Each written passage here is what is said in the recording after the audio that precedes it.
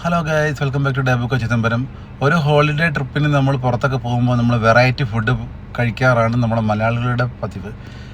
അങ്ങനെ നമ്മളൊരു ദിവസം പുറത്ത് പോയപ്പോൾ നമ്മൾ അതേപോലെ ഒരു വെറൈറ്റി ഫുഡ്, ഞാൻ ഇന്ന് വരെ ഇങ്ങനെയൊരു സംഭവം കണ്ടില്ല. പിള്ളേരുടെ ഇഷ്ടത്തിനനുസരിച്ച് നമ്മൾ താളം തുള്ളി ഓരോന്ന് ഓർഡർ ചെയ്യുന്നത്. സത്യം പറഞ്ഞാൽ ഇതിൻ്റെ പേരെന്താണെന്ന് പോലും എനിക്കറിയില്ല, പക്ഷെ കാണാൻ നല്ല രസമുണ്ടായിരുന്നു.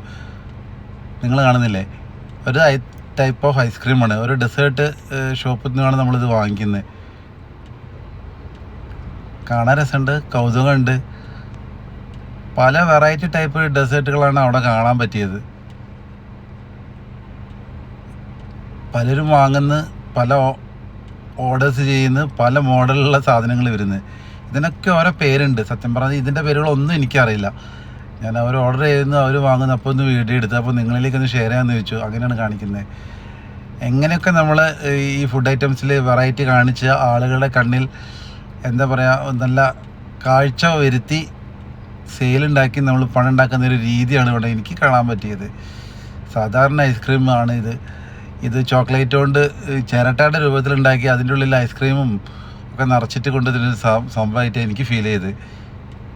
ഇപ്പോഴത്തെ ന്യൂ ജനറേഷൻ പിള്ളേരുടെ ഫുഡ്. ഇതിൻ്റെയൊക്കെ പേരറിയുന്നവരൊന്ന് കമൻറ്റ് ബോക്സിൽ ഒന്ന് കമൻറ്റ് ചെയ്തേക്കണേ, ഒന്ന് അറിയാലോ. കഴിക്കുമ്പോൾ എങ്ങനെ ഉണ്ടാവുമെന്നൊന്ന് അറിയാൻ വേണ്ടി ഞാനും കൂടെ കഴിച്ചു.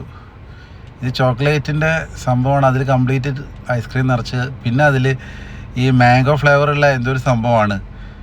അതെല്ലാം കൂടി ഇട്ട് സെറ്റാക്കി ഒരു ബോക്സിലാക്കി പുക കയറ്റി വിടുന്നതാണെന്നാണ് തോന്നുന്നത്. എന്തായാലും ഞാനും കഴിച്ചു. സംഭവം ചെറിയൊരു ടേസ്റ്റ് എനിക്ക് ഫീൽ ചെയ്ത്, കുഴപ്പമില്ല. അപ്പം നമ്മൾ ഈ ആധുനിക യുഗത്തിൽ ജീവിക്കുമ്പോൾ നമ്മളും മാറ്റങ്ങൾക്കനുസരിച്ച് മാറിക്കൊണ്ടേ ഇരിക്കണമല്ലോ. ഈ കൊച്ചുകുട്ടി ഇഷ്ടപ്പെട്ടാൽ ലൈക്ക് ചെയ്യുക, ഷെയർ ചെയ്യുക, ഫോളോ ചെയ്യുക. Okay, then bye.